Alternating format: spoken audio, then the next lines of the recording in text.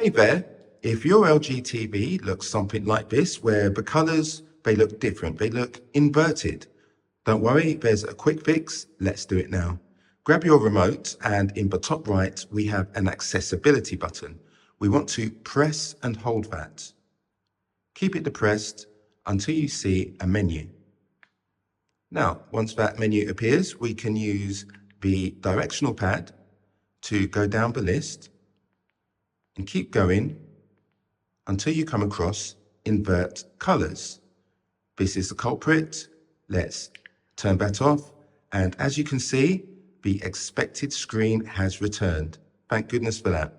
If the video has helped, please give it a thumbs up. It really helps me out and helps others discover this video and others. If you'd like to see some more LG TV videos, feel free to have a look at my channel where I have many videos on LG TVs. I have iPhones, iPads, and other technology you may use around the home. So thanks for choosing my video. I hope this has helped, and I'll catch you on the next one.